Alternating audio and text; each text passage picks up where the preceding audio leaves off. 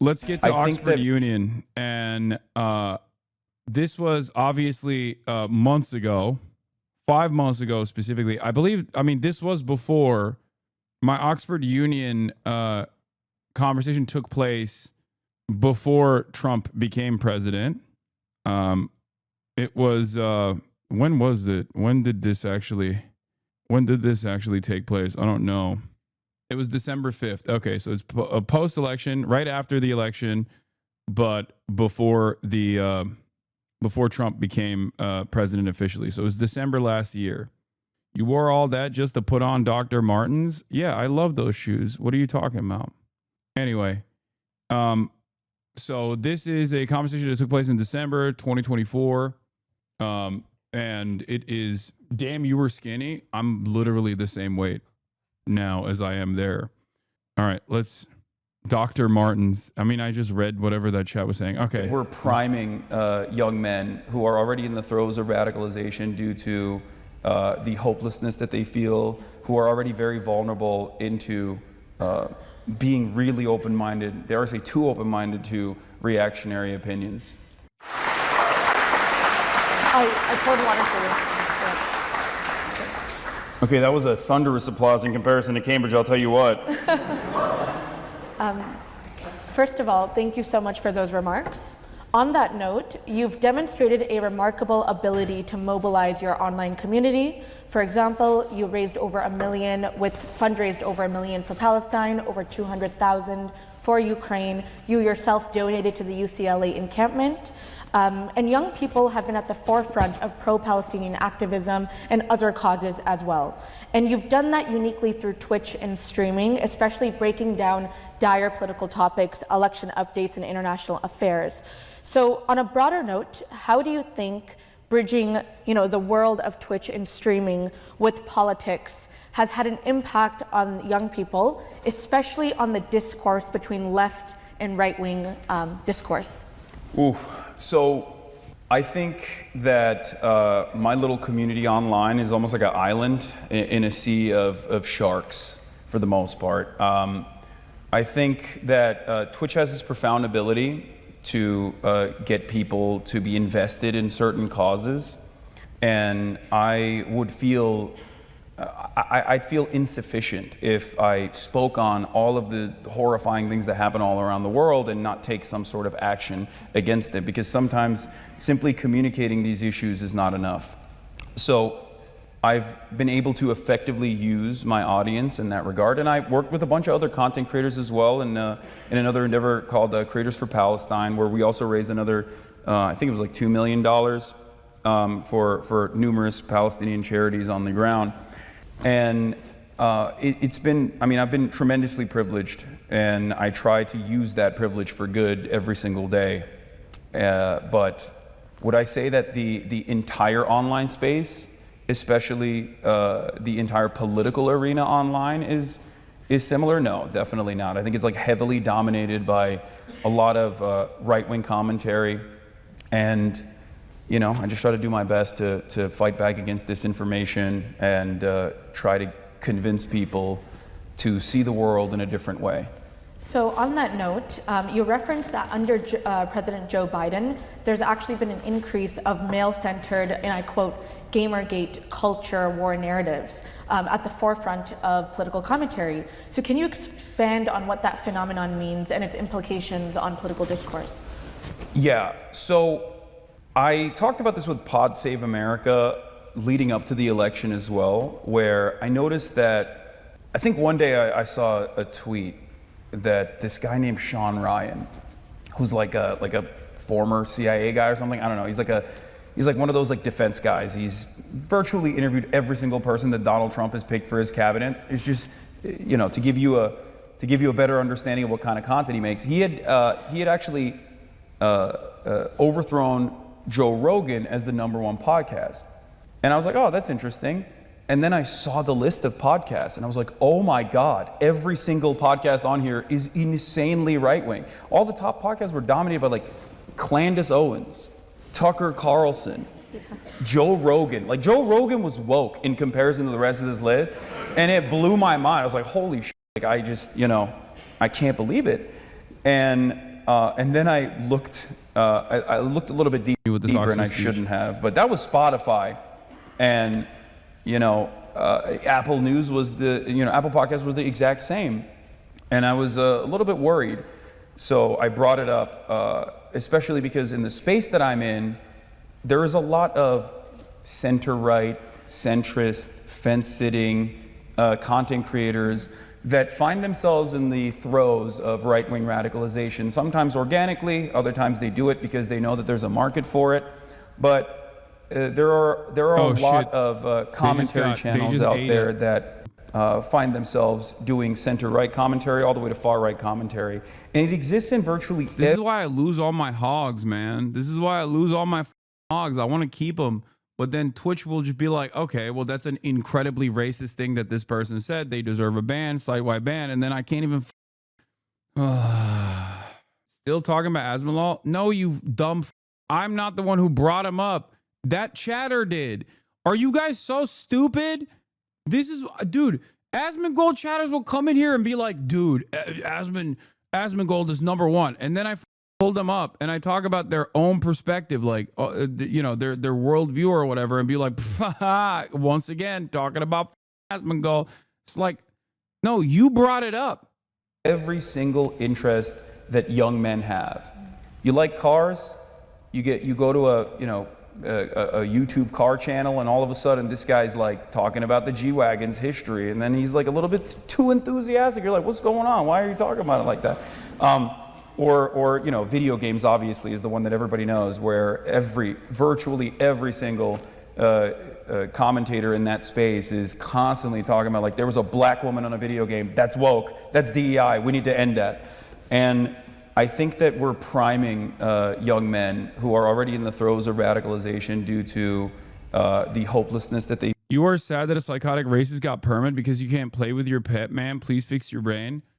I mean... I think that's the appropriate way to deal with a lot of these racists, It's just like, I want to pet the hog a little bit. They feel who are already very vulnerable into being really open-minded. Dare I say too open-minded to reactionary opinions. So just shifting to the election, you and other left-leaning commentators have been vocal in condemning decisions by the Democratic Party in the run-up to the election. You were actually kicked out of the DNC, and I'd love to hear a little bit more about that. But even after that, in the recent pardon... Asmon has a Hasan emote? Wait, really? What is the emote that he has of me? Dude, once again, the double standard is so ominous, so glaring, so obvious. It's like... It's called Crash Out. That's so funny. And it's me soy facing. Dude, that is hilarious. Okay. First of all, any kind of like face distortion that is applied to me is additionally funny when you look like Asmongold.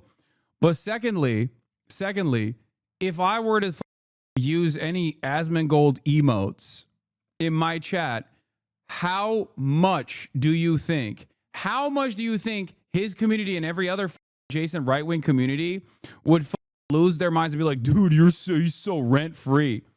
I need to see this emote. What does it look like? Is it this? I guess we have the cockroach emoji. By the way, you mog him with that emote. You have more bottom teeth than him. They unironically used to ban streamers for doing shit like this. If you did this, they'd scream until you got banned.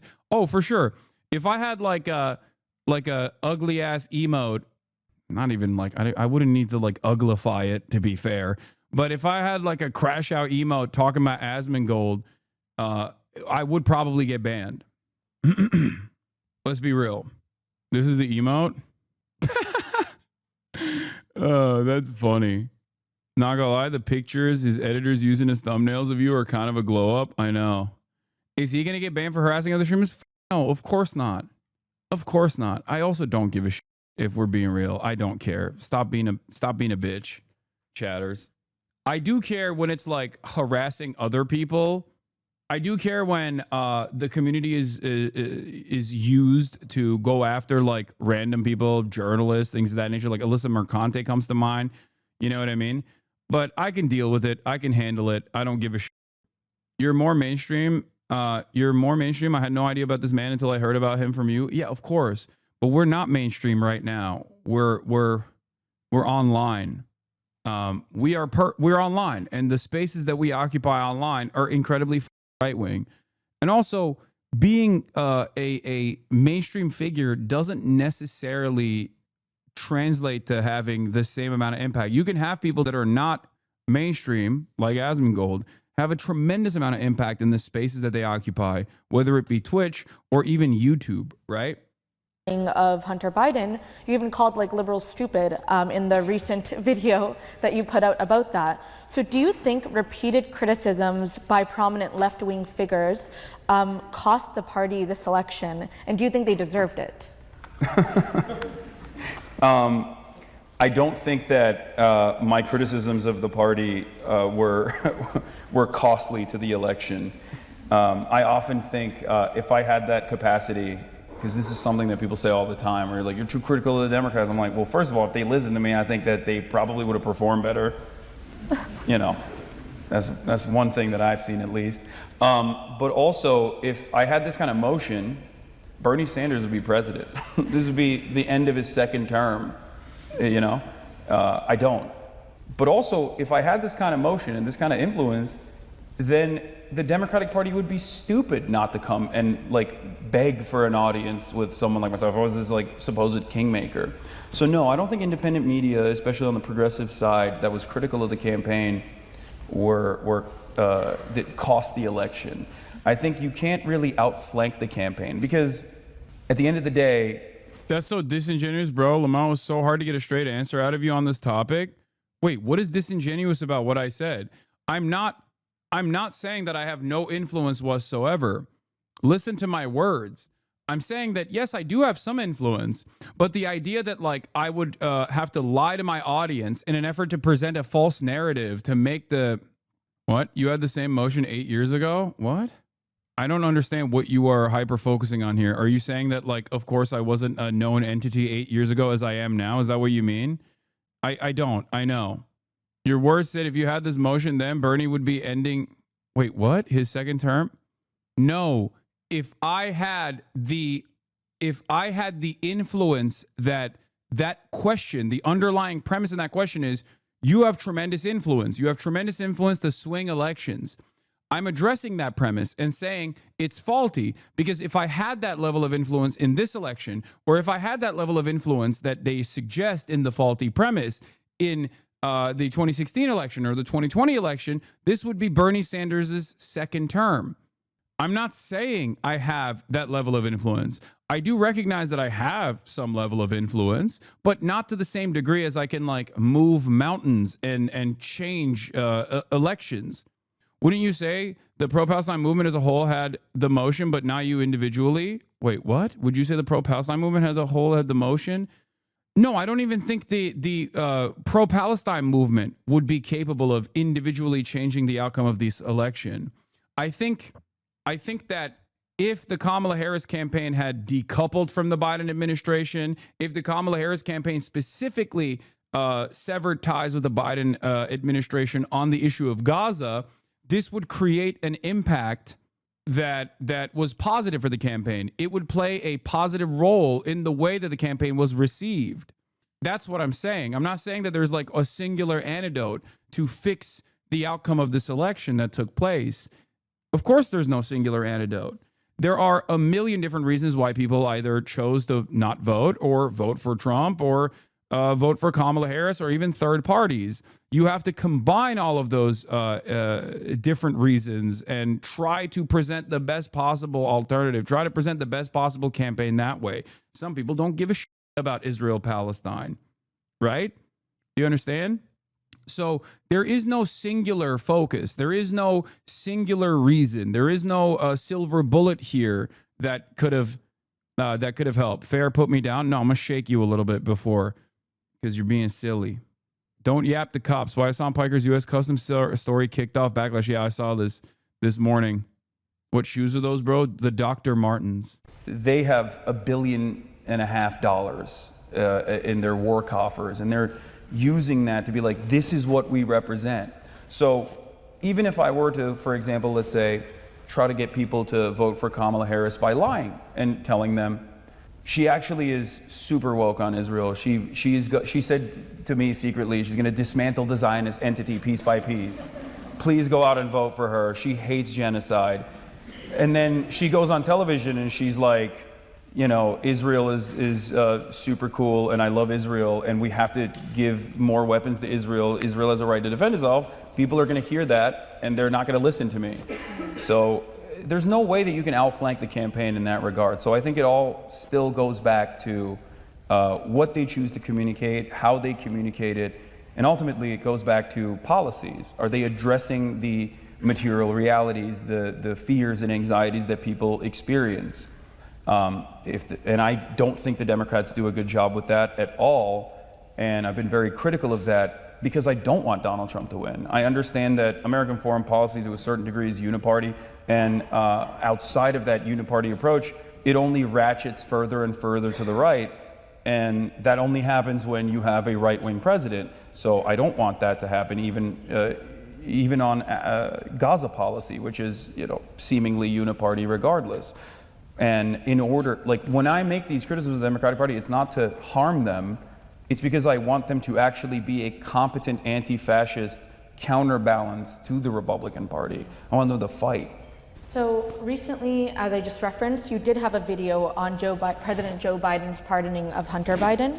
And I actually thought you had a very interesting take on this in your video about pardons and crime bills. So how do you feel about the fact that the son of the man who led one of the biggest crime bills, which imprisoned the lives of many minorities and Black Americans, etc., just pardoned his son for those very same crimes? Yeah, it's pure hypocrisy.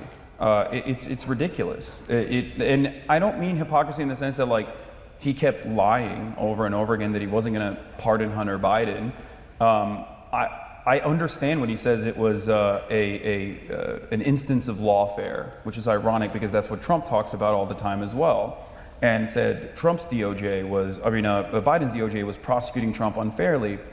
I mean hypocrisy in its purest form. Joe Biden does not care about poor people, Black people, brown people when they are now, their lives are irreparably ruined because of mistakes that they've made. With the crime control bill that he was the architect of. But of course, when it's his own son, he's like, oh my God, we have to free him. One thing that I also got frustrated with was, at least do clemency for thousands of other people. Like, what the f are you doing? You're like, no, I'm just gonna fix this situation for my son. And worse, he also came out recently, and I can't believe he said this, they're actually entertaining a blanket pardon for Liz Cheney and Adam Schiff. Now, I get why he's trying to do that, because he thinks that like these important figures are probably going to be unfairly persecuted by the Trump administration. But like, really, Liz Cheney? Like, let her go to prison, please. Like, what are we doing? Anyway, that's my take. That was the first part. This is the other one. What's next for Republicans after Trump and the widening gender gap in politics? But Donald Trump is white man's Obama. So just raise your hand and I'll pick on you. The member at the front, right there. Thank you. Hasan, first of all, congratulations on Thanksgiving this year. It was much better than last year. He said, congratulations on Thanksgiving this year. Much better than last year. Now, Hasan, probably very evident that I agree with you 99.9%. So my question is going to be within the left, right? Mm-hmm. There seems to be an emerging debate, of which your uncle is on the other side of the aisle, and I'm on your side, by the way, that there is a fundamental challenge that comes with the left coalition. Bhaskar Sankar wrote an article in Vox about left being in purgatory. It appears to me so, and there's an honest criticism to you and all the other leftist streamers, Kyle Kulinski and everybody else. You guys talk about working class politics, but you guys don't look, walk, or sit and, be with the working class. That's an important hurdle, I feel, in not only making sure that you're advocating for those people, but also giving them the trust that you are their man and you will be fighting for them. One of the reasons that Joe Biden won the Midwest was because he could present that Scranton Joe figure. How do you perceive that challenge, and how to sort of also deal with this sudden turn among the leftists that we're going to put the trans people and the gay people under the bus? Balancing act, Hasan. How are you going to do that? Great question. So I think that the way that the Democratic Party has done this is awful for the most part. I think we all agree on that, or at least, I mean, it was a demonstrable failure. The way they've presented this in the past is, you know, we're going to defend trans people, so you might as well vote for us, and make a compelling harm reduction argument, which has been a demonstrable failure time and time again. That like Hasan does so regularly, but people choose not to see it or genuinely don't because they only consume sound bites and clips. No, I think like aesthetically, I don't, you know, rock the. I mean, every now and then I wear Carhartt pants, but like, it's obvious that I don't like masquerade as working class because I feel like it would be disingenuous to do so. That's not who I am. I am who I am. I like what I like. I see no reason to lie about those things. And I feel like when Ted Cruz wears the snakeskin boots and a big belt buckle and says, yeah, I'm a real working class man, he's lying. I would rather not lie and be honest and tell you exactly what's up. That's it. We are better than the Republicans and will protect you, but we're not going to make any, we're not even going to say we're going to protect you. And apparently now they're not even interested in protecting trans people at all. They want to be the transphobic party on top of everything else. I think this is a failure. I think the real way to combat this is not. But as far as like showing up for stuff, I do actually go to the front lines. I will speak at protests. I will go out to marches. I will go to organized events. I will fundraise for organized events and So I do all of that, and I also film all of that, and I try to offer a voice to all of that as well. So that is the reality. You hate anything that's not West or East Coast coded. I mean, I also have a tremendous amount of distaste or disgust even for Los Angeles, especially as it pertains to lack of affordable housing and the impact that has had on the exploding homeless population. I have so much anger and resentment towards California for not having any adequate public transit.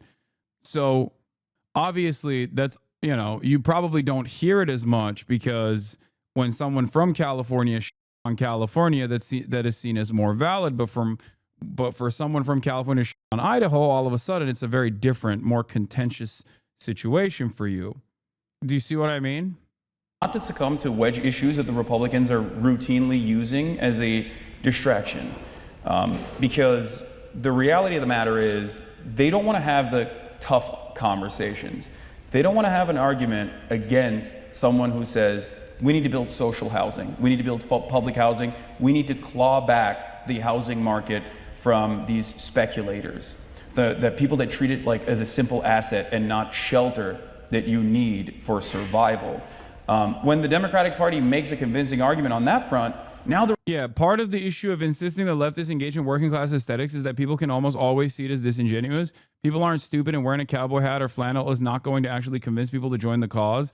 And this has been proven time and time again. It also always begs the question, what do working class aesthetics even entail? Yeah, there's hella dripped up teachers out there, for example, who have an interest in fashion. I see it on TikTok all the time. There's like teachers in fucking Oklahoma, Texas, who also love fashion. And then when they're not at school, they get to show that. You know what I mean? You have baristas. Baristas are working class. Like, it doesn't, all of this stuff is just pure aesthetics. I don't try to focus on that stuff, or at least present myself in a way that I'm not, in an effort to garner the attention, or in an effort to showcase. I mean, aesthetics and optics are a part of this, for the record. To be fair, they are a part of this, okay? It's marketing, and I am a brand at the end of the day, and therefore, if I were to represent myself in that like working class way, I think it would be more helpful for sure. But I still choose not to, because I think it's just not who I am. I don't want to do that. I don't care. The Republicans have to present themselves against that in an effort to defend their corporate oligarchs, their corporate benefactors.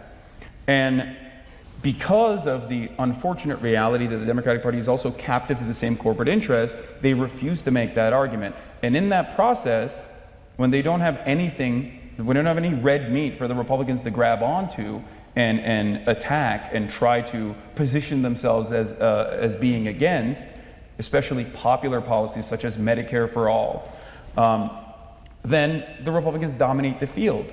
And culture war issues and wedge issues are their bread and butter. So I think it's a twofold problem. Obviously, you should be uncompromising in defending all marginalized communities. But having said that, the best possible way to do that is by pushing for universal programs that affect the lives of every single American unconditionally. This way, you broaden your coalition, and also simultaneously put forth policies that will put the Republican Party at odds with its base. And you need to be able to do that in an earnest way as well. So there's a long way to go for the Democrats, who unfortunately have destroyed any sort of goodwill that they could have had. They come across as technocratic elitists that are ideologically minded and invested in third-way neoliberalism unconditionally. And it's going to, you're going to need great communicators who are real fighters, who are really invested in improving the material conditions of all American workers. Next hand. The person in the very back with the plaid shirt. Yes, you. So in your speech, you raise sensible and legitimate concerns about Israel and its practices and how it has conducted the war, etc. I think you're somewhat vaguer on the solution. You implied, quote unquote, the dismantlement of the Zionist project. Could you get in a bit more of the specifics of what that would look like, who, be governing the land, what happens to the millions of Israeli Jews and Israeli Arabs? That. Of course, great question. So I am a firm and committed believer in a singular, solitary, secular state. This is somewhat controversial for a lot of people because I think for so many years at this point, for the past couple of decades, it's always been the two-state project. Bro, this is a crazy amount of salad. And that is the most likely, most realistic outcome. But I agree with Avi Shleim, Israeli Iraqi historian Avi Shleim, who also went on his own intellectual journey of moving away from the two-state solution to a singular state because of what the two-state solution represents. I call it the so-called peace process.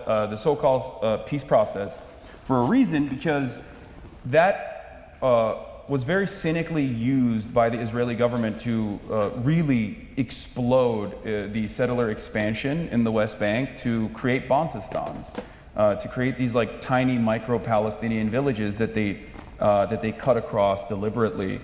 And that's what the two-state project looks like. And I think at this point, it's become a single state already, that Israel is the sovereign state of this entire territory, and it is an apartheid state. So I hope that with enough pressure, and it is already happening, things are changing in a way that I never thought I would see in my lifetime, where people will continue to engage with boycott, divestments, and sanctions, and make it impossible for Israel to maintain an apartheid state, and it will inevitably dissolve in the same way that the South African process happened. The member at the very front in the black coat. Hello. First, thank you so much for being here. It's great to hear you speak. I'm actually from UCLA, and I think you donated some pizzas to our encampment in the spring, so we really appreciate that. My question is on a topic Sarah brought up earlier, which is the reality of this really widening gender political gap among young people. Especially in online spaces, the radicalizing of young boys is a really intense threat. So I was wondering if you had any thoughts on how we can culturally course correct and address that issue in the future. Yeah, it is a real problem. It is becoming worse and worse, I think. And it is, it's the same as enmity towards any other marginalized group, that gender wars has become the very common way that people find themselves in the throes of reactionary ideals. And I don't necessarily think it's just the manosphere or the content that is making people this way. I think ultimately, I'm a firm believer that if you solve a lot of the material problems, that you will be able to make it much easier to tackle some of this nascent reactionary sentiment. A lot of young men are vulnerable.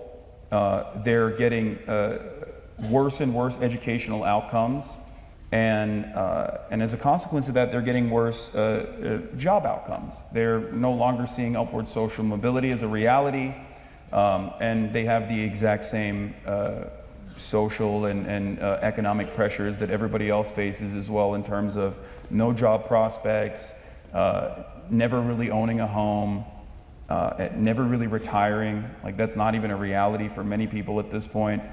And I think that creates a lot of anger, and especially if you're a young boy and you've grown up in a patriarchal society, you also have a built-in sense of entitlement that comes along with it. You see this a lot more in young white men in general, and a combination of all of those factors, I think, play a very significant role in the way that young men view the world and the anger that they feel. So I know I feel like I'm repeating myself quite a bit on this issue, but it comes from trying to fix some of these underlying societal problems that will help every single person. And then outside of that, you probably have to take a look at education, primary schooling and whatnot, and the curriculums and the way that we educate people, and maybe make some fixes if you want to tackle this issue. But I don't see any politician coming out and directly addressing that at all, and so I feel like the problem's only going to worsen. Damn, everybody has a question now. Okay, as a member that's putting their head up like that, yeah, you. Hi, thank you very much. I thought it was interesting what you brought about with the growth of right-wing Europe movements in the West. I think the thing which distinguishes what's going on in the States from Europe is it's really centered around one person. The Republican Party is in many ways a Trump party, which begs the question, what happens to the Republican Party after Trump? The Republican Party is a strange coalition of very many different people, only really brought together by their love of this one person. So does the party split when he goes? Because a lot of these people really do not like each other. So I would be very interested to hear your view on what happens after. Thank you. Someone said, by the way, please don't tell me you think education needs to be catered to boys like it already has been since education was invented. No, that's only one aspect of the problem. Enmity towards women is the exact same as blaming Jews for all of society's issues, or blaming black people for all of society's issues. You do that when you don't have a class-based political understanding of the world. You do that because you don't understand that it is actually capitalism that's fucking you over. It's not a woman that is responsible for your lack of safety and security in your future. Especially if we're talking about young men. What are young men worried about? Well, they're worried about the same shit young women are worried about. But these guys, these right-wing manosphere podcasts, will take those concerns and anxieties and will reshift these young men's priorities and their attention back to women in general, within the confines of interpersonal communication with women, within the confines of feeling a sense of anger and resentment after, being denied a date or something. That's it. It's the same type of scapegoating that exists for trans people. That's a really interesting question, especially because the Republican Party tried to recreate their own Trump with that was more controllable by the establishment, with a hyper focus on culture war, but also with, I guess, more of an intellectual veneer, but one that hyper focused on policy specifically. His name was Ron DeSantis, and that was an obvious failure. The more people heard about Ron DeSantis, the more they found out he was a goober and horrible to be around. Just really bad vibes in general. So I think that Donald Trump is, in a very similar way, Donald Trump is like, I say this jokingly, but Donald Trump is white man's Obama. where Barack Obama was incredibly charismatic. And with all of that talent, with his rhetorical skills, he was able to commit Americans to a campaign of hope and change, despite the fact that his governance was still very much the same third-way neoliberalism, having Republicans in his cabinet, things that Kamala Harris also pushed for. And Democrats have tried to recreate that over and over again, and they have not succeeded. And I think the Republicans will fail in a similar fashion as well. So there is a real holistic problem within the Republican Party because they've leaned so much into the most insane parts of their base. And when I say insane, I don't just mean like right-wing reaction. I mean literally insane, like QAnon, things like that. Like people who just like legitimately think vaccines make you gay and autistic. Like that is not sustainable.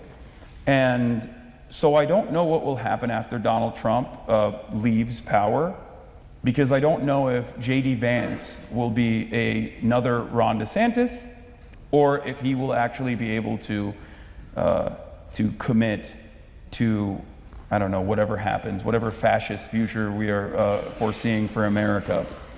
But I do think that there is a real crisis in the Republican Party as well. We saw that in the midterms, except instead of taking advantage of that crisis, the Democrats seemingly still found a way to snatch defeat from the jaws of victory. Remember putting their card up right there with the glasses? Yes. Is the card a flex? No, it's like, yo. It's just easier to distinguish. Hasan, I was wondering if you saw the kind of viral tweet this week about the Cambridge PhD with the olfactory ethics of prose and all the kind of the anti. Oh, she was in Cambridge? Yeah, I think so. Oh, okay. And it made me kind of think about fascist anti-intellectualism, and then kind of wider about the sort of place of universities in a wider leftist movement and going to university. I think that's kind of relevant for all of us. And I was just wondering if you had thoughts on that generally. Yeah, that was so interesting, because I think like the right-wing mind is so baby-brained in many ways, because they think like, what you're supposed to do at like an English lit PhD is talk about how sick the Odyssey is. Like that's what they think. And I saw a lot of people criticizing this person, being like, oh, why is this hyper niche, like hyper specific thing that you focused on for your dissertation? It's like, that's what you're supposed to do. I mean, in that intellectual examination, you end up uncovering certain truths that you never would have thought. And I see a broader problem with the way that the right looks at all matter of scientific inquiry. And it's very frustrating, and it's also very damaging when you have Elon Musk and Vivek Ramaswamy talking about the Department of Government Efficiency, named after Dogecoin. I mean, it's idiocracy. Like, we literally are living in idiocracy world now. But one thing that they are constantly, they've been constantly pointing to is, why are we spending, $2 million on like raccoon piss? And it's like, yeah, you probably don't understand why the government is doing that, but like, my immediate reaction to that isn't like, oh, these dumb woke scientists are doing that. Like, there's probably a reason for it. And then lo and behold, you find out like, no, there is actually a reason for it. It's like trying to figure out new methods of warding off predators while using pheromones that are not necessarily dangerous to the environment, right? So this is really scary when you have these people that are in control of the funding mechanisms of the government, and their stupidity is going to, I think, shut off a lot of scientific research, and I'm very frustrated by that. This is before Doge came into action, and of course, everything I predicted happened. But I don't know where we go from here, really. I just hope that maybe maybe you'll jiggle some keys in front of them and their attention will focus on something else, hopefully. Because, yeah, God forbid, you let these guys run the show. I mean, it's gonna be awful. But it also, I mean, I guess is similar to Nazi Germany as well, where they were like very desperately trying to find like trying to dampen the way artistic expression worked, and they were like really hyper focused. They thought like modern art was degenerate, and they wanted to recreate more orthodox versions of art, and obviously that was a failure. So I think when there's a will, there's a way, and hopefully people will overcome these problems. Idiocracy is a term I should use more. Yes, remember here. This is the last question, I believe. These questions, by the way, I don't know what he's gonna ask. Okay? These questions, I will admit, have been a lot more policy focused than the Cambridge ones were. I don't know what was going on.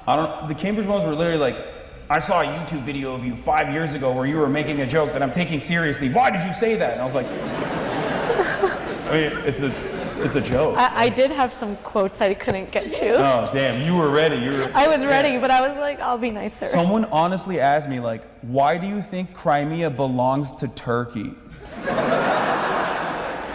Wait, you got asked that at Cambridge? Yes. We are the better place. That was, I mean, yeah, so far it's been great. I don't know what he's gonna do. Someone didn't even have a question. My last question at Cambridge was,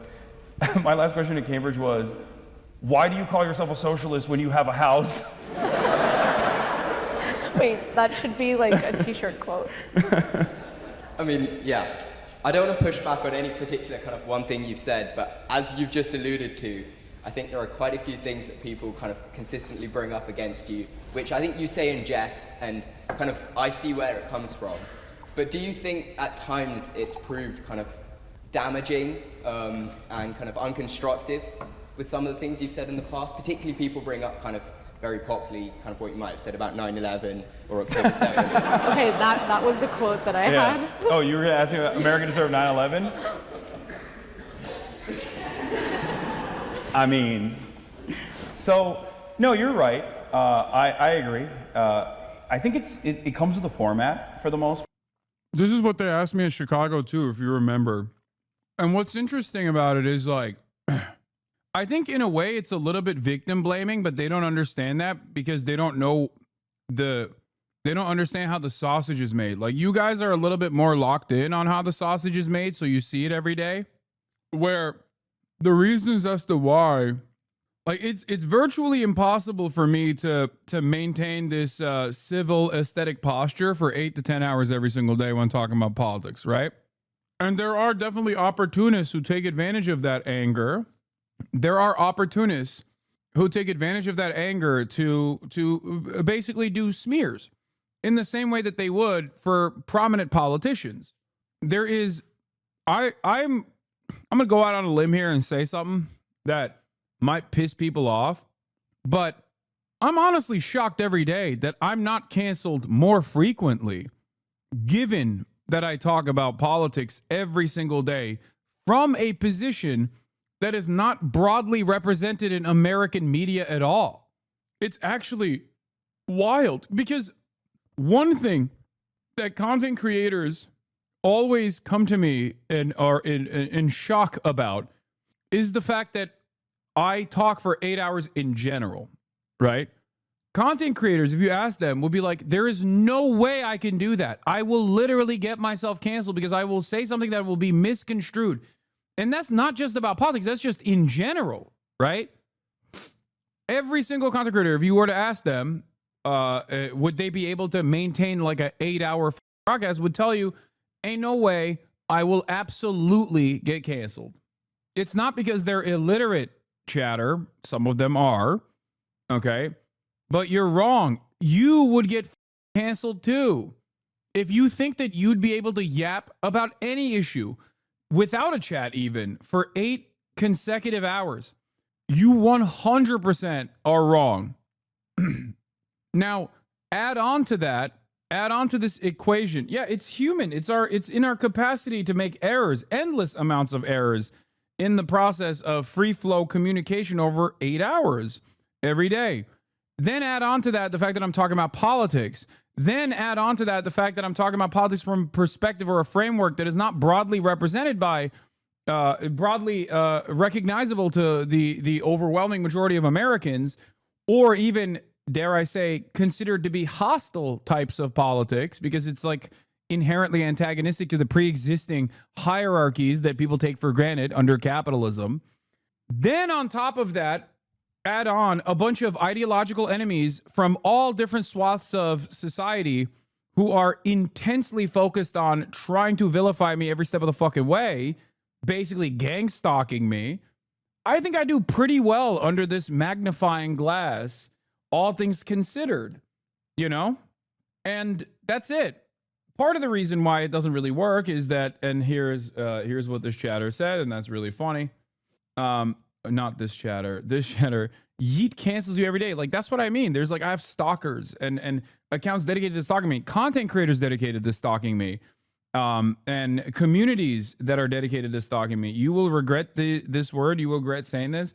No, the point that I'm making is not inviting further scrutiny. I'm saying that I've already maxed out on scrutiny, and I choose my words very carefully. But in that regard, yes, there will be moments where I get canceled. There will be moments where I come across as maybe a little too passionate, and no one really defends you. That's the other side of it.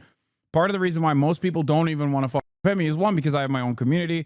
I don't expect anyone to defend me either, because I understand that like no one has the capacity to deal with like the level of insane stalker behavior that I have to engage with.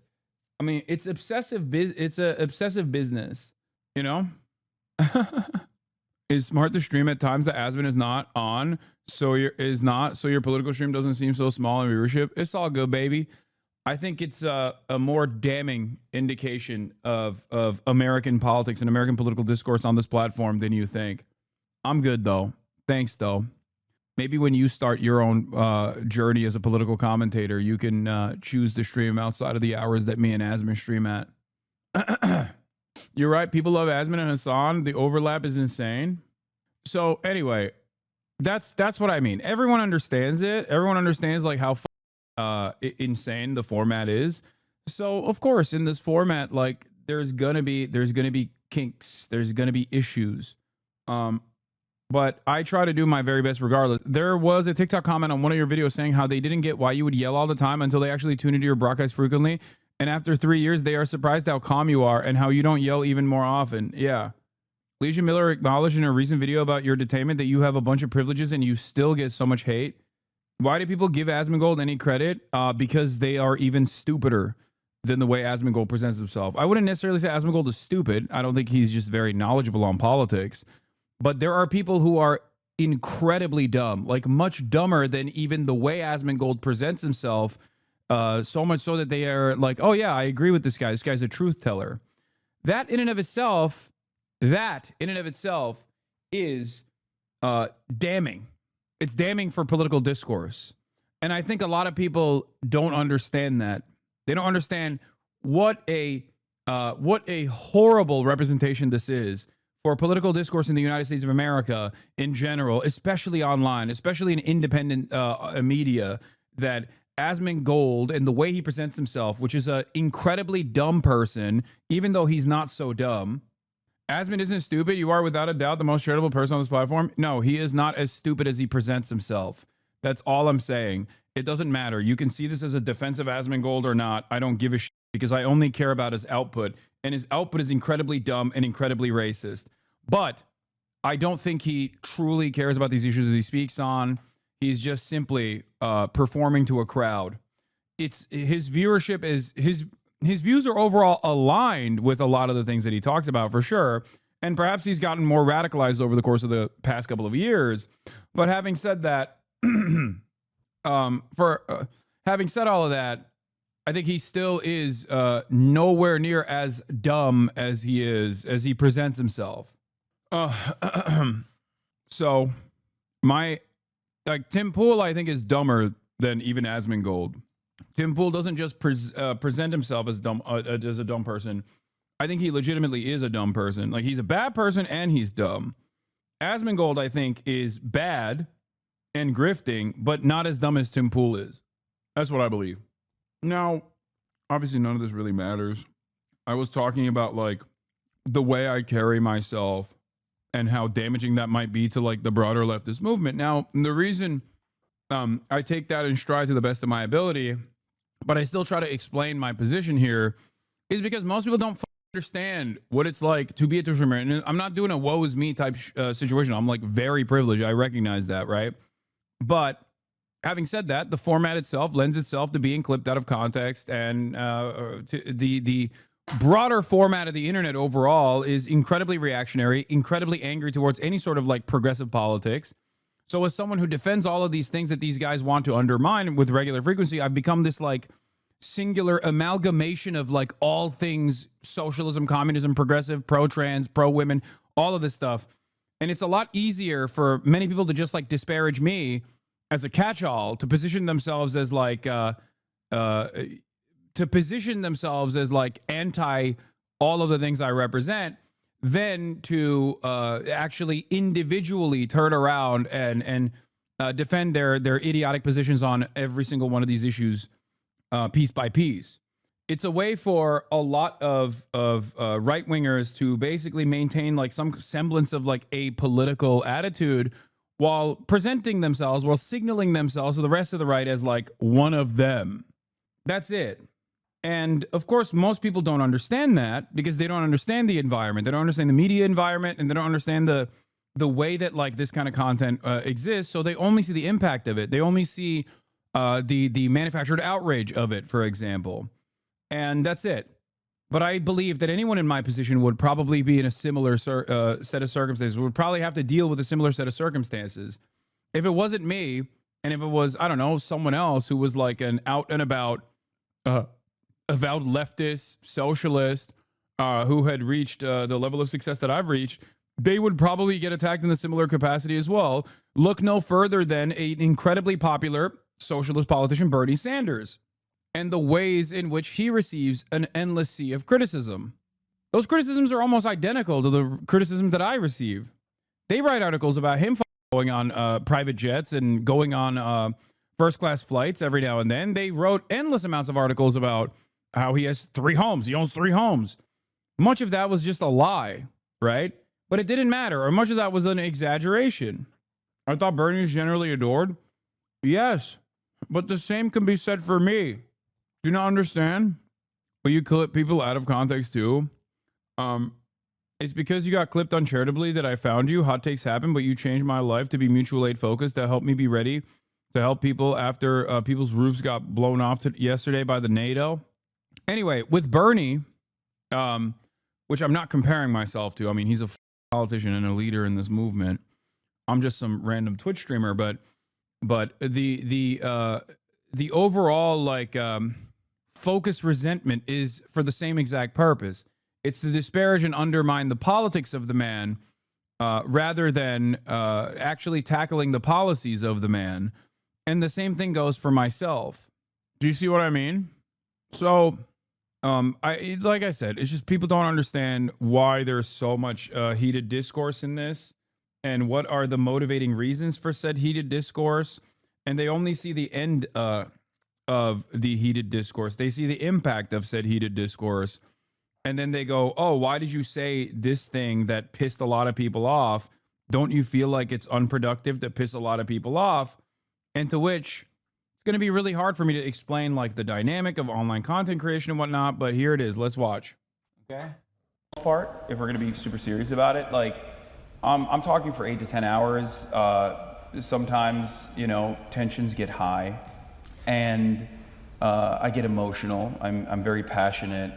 And I say things that can be very easily misconstrued, right?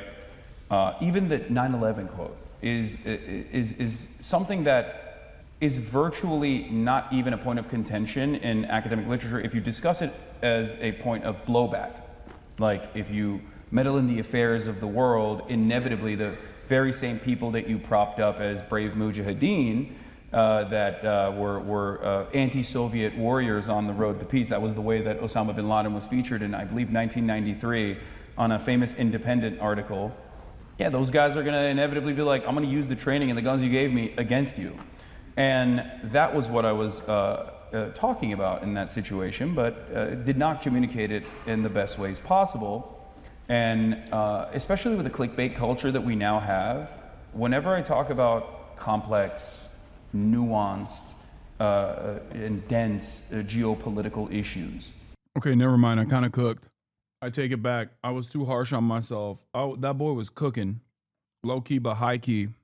I mean, I basically explained everything I was telling you guys just now. You can always make it, you can always cut it in a way where you can make it seem like I'm saying the exact opposite thing that I'm actually saying.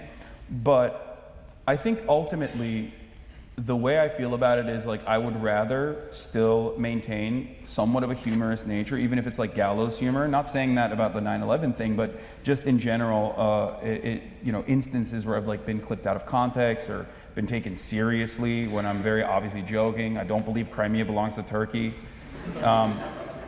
Like in moments like that, I would rather continue doing my coverage in the way that I'm doing it and not succumb to the naysayers and people who wish to try to stop me and smear me and cynically clip me out of context in an effort to try and censor me. I'd much rather continue doing it the way that I'm doing it because I feel like it would be very boring. There are a million content creators out there who engage in the dense subject matter with the academic tone that it deserves, right? I'm trying to make things more entertaining. I'm trying to make things more appealing. And I'm trying to educate people while also, sometimes making them laugh or entertaining them. So that's my that's my primary focus.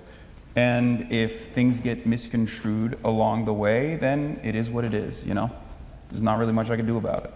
So that was the last question. Thank you so much for coming. Everyone just please remain seated while my guest and I leave. But that's Hasan Piker. Thank you so much. Thank you. It was a pleasure. Thank you. I think I did a pretty decent job with my speech too, but unfortunately we don't have that yet, but that's coming out soon. So fear not.